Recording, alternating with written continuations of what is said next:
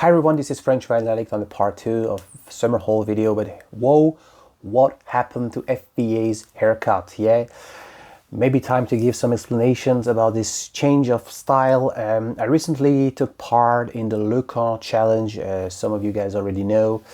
What is Encore? A local organization for children with cancer, and what they do, they basically organize once a year an event called Shaved Head Challenge, which I obviously participated in this year, which was a great opportunity as the hair collected served for the purpose of for use in making wigs for kids.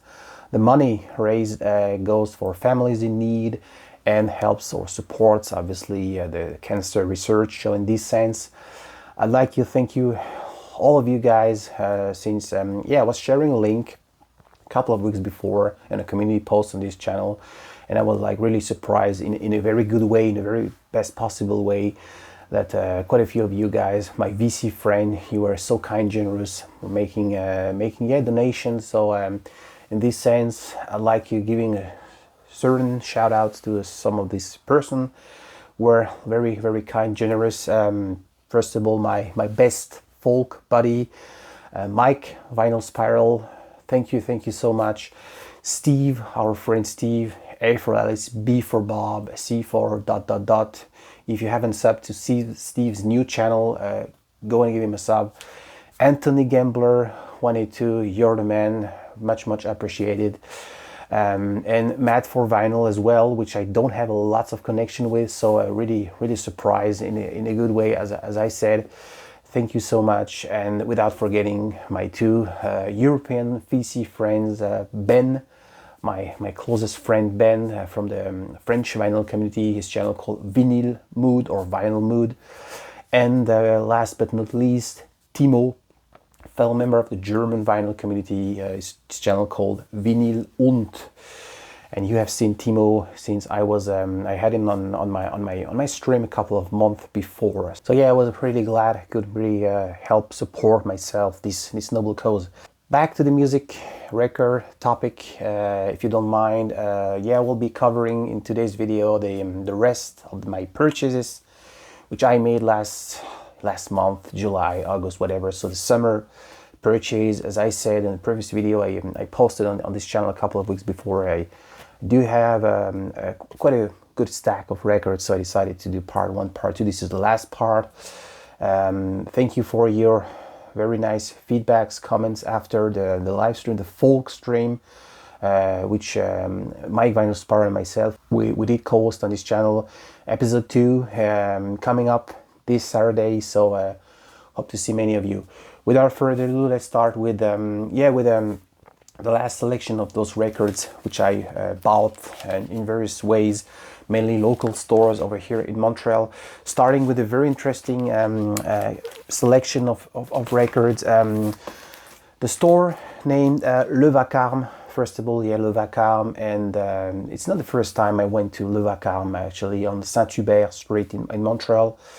Well, Jeff, the manager of the store, great guy, you know. He runs a label.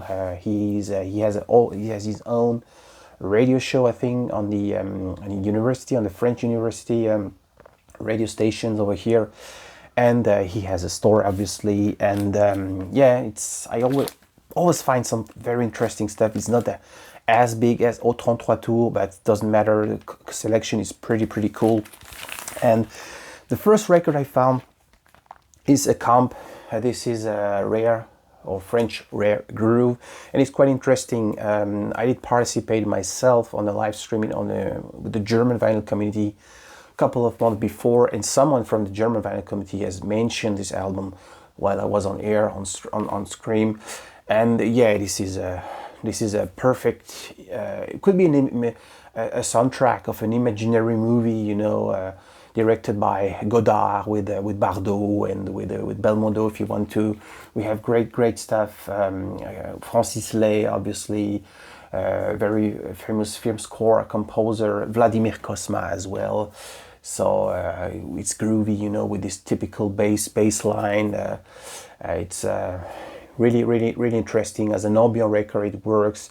something much more, yeah, as I say, much more groovier works as well. So this typical late 60s sound which we had on the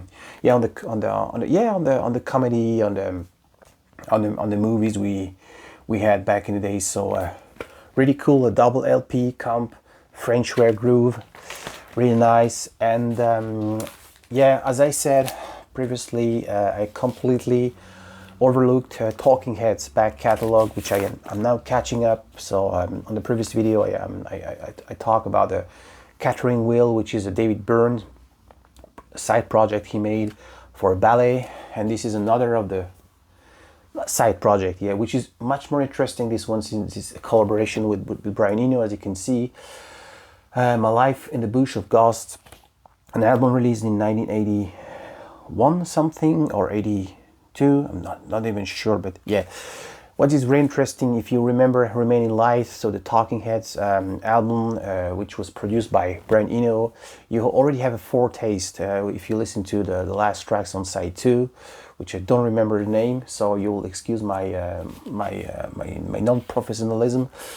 But this is very interesting, as I said, since this is much more, as a style, could be defined as electronic rock with some tribal funk, ambient elements, and it's pretty interesting. On side 2, there is this song called Quran, Q-U Run, which was banned, I think, from the UK releases, as they were like some issues, but I don't really know why.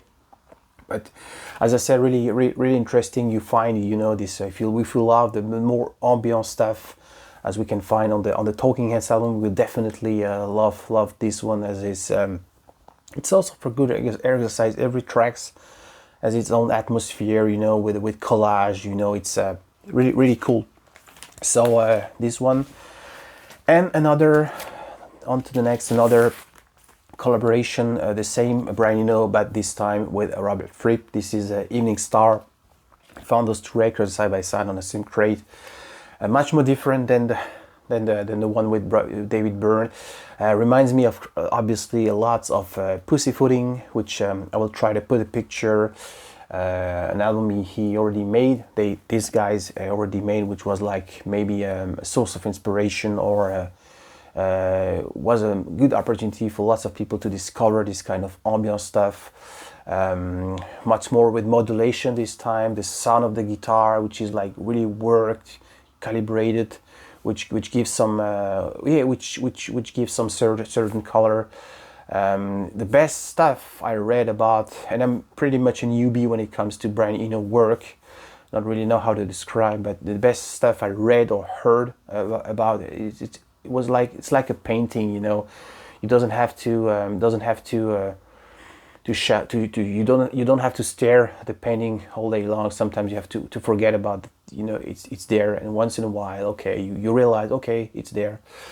And music is probably the same, so it could be some stuff you don't really realize it's there, and so all of a sudden you have great epic, or epic, it's not probably the right word, but it's there. And so it's not constantly in your ears, so to say. So really cool, this album. Next one is something which brings me a little bit out of my comfort zone. As I was mentioning, Jeff, the manager of the store, he runs a label which is probably more like a post-rock orientated. So, and this is one of the album he produced, Below the Sea, Blame It on the Past. Originally recorded or released in 2005, I think. First reissue on vinyl, I'm not even sure, but really interesting. And as I said, I'm not really the good person, I don't have lots of point of reference when it comes to the post-rock scene or post-rock genre. I do have the first album by Tortoise, as I already mentioned on this channel, and it's something I'm really learning, more with all this discussion I do have with Sandy, and a guy from the French vinyl community called Clément, who loves this kind of genre, who often participate in a live stream myself, Stanley and myself host every Sunday morning. So I would say this one is not something as I would expect it, like very dark, like very depressing. It's a good post-rock, like really feel good stuff. Yeah, with some very light, very spacey, all instrumental as you can imagine. So yeah, Below the Sea, blame it on the past.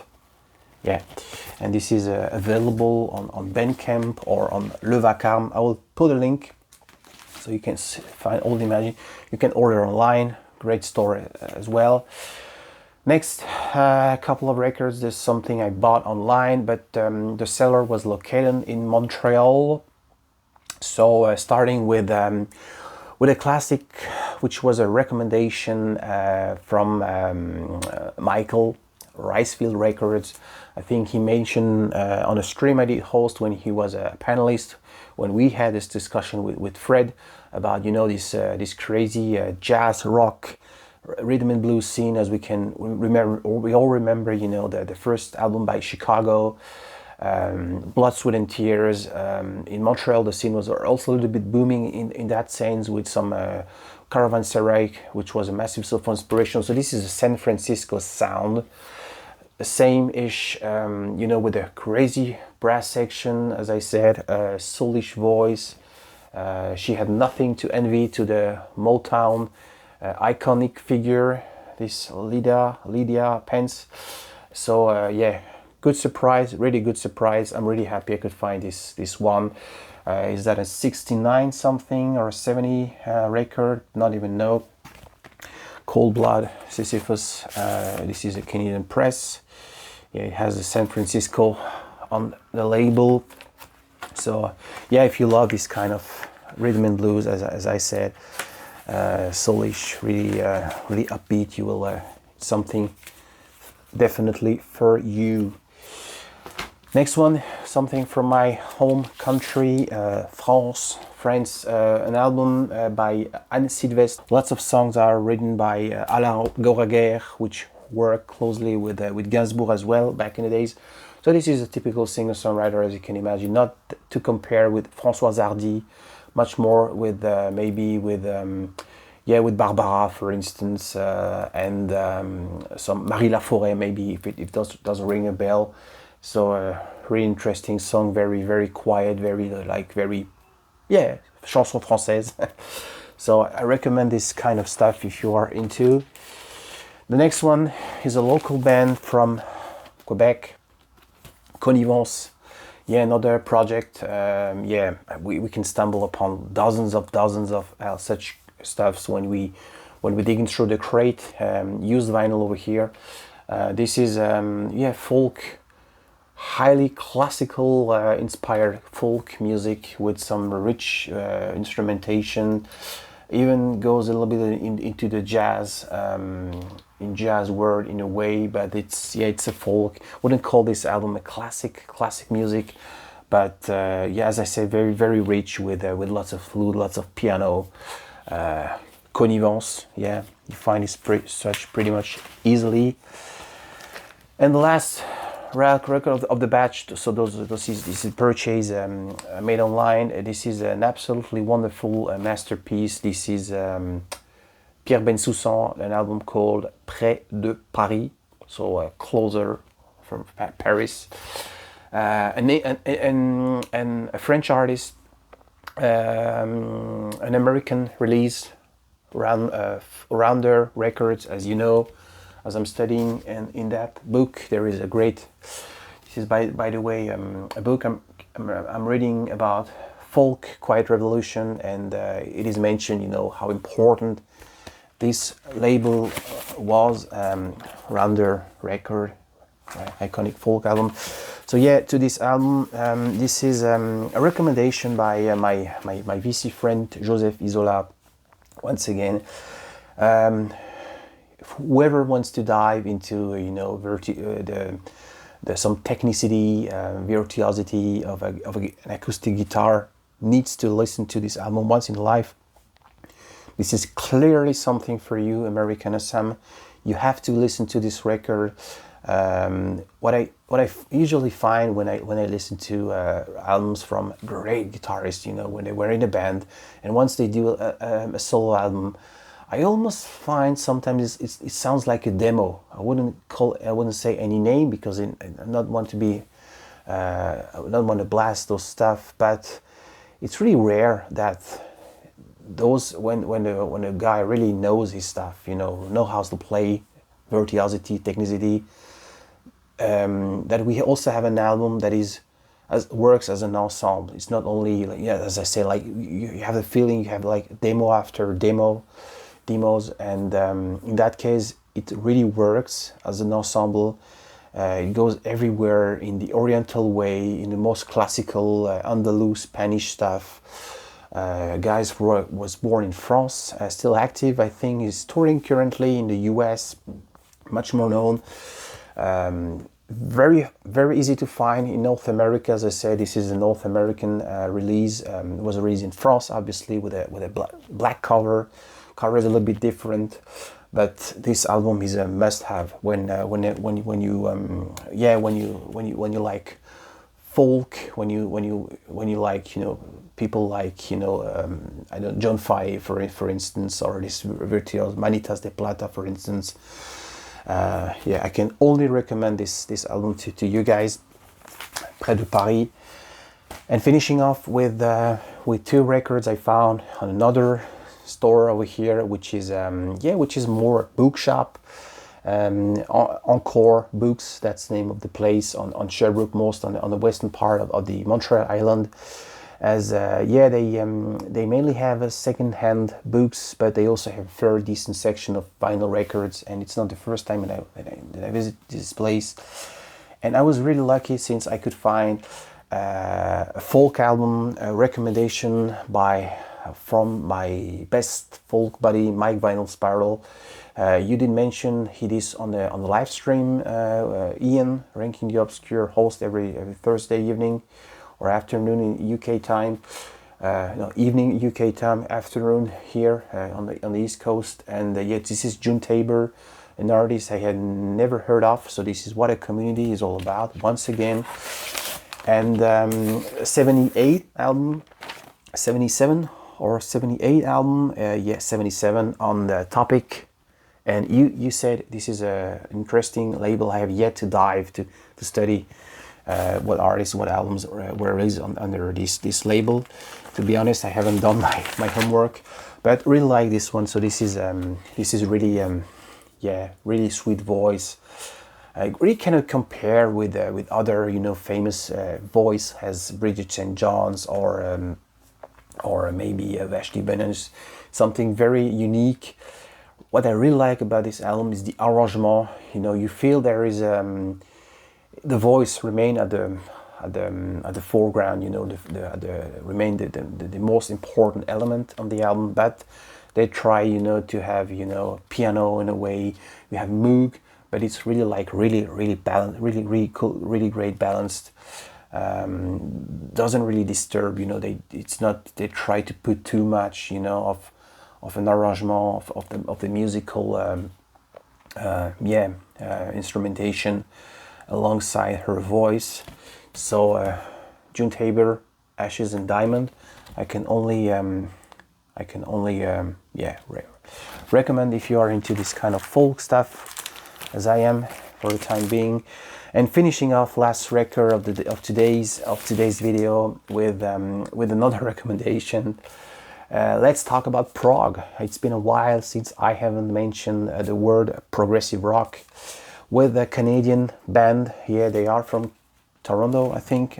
John Milk Cockle, one of these project Syrinx, Long Lost Relatives, really interesting, really surprising. We have Moog and bagpipes. How about that? And it works. Believe me, it works. Krautrock influenced, without any doubt. This guy have listened to Can or Neu or people like Klaus Schulze, pretty much sure. Canterbury scene a little bit as well, Floyd-esque stuff. So and you find pretty much this record easily over here. So Syrinx lost, yeah, long lost related. Those records I found, yeah, at a very decent price. This is a True North. I'm not even sure. I'm asking maybe you, Brian, if you ever heard of this label. Probably you know. Never. So this is it. Hope you like it. Thanks for watching and stay tuned for next chapter. Bye bye.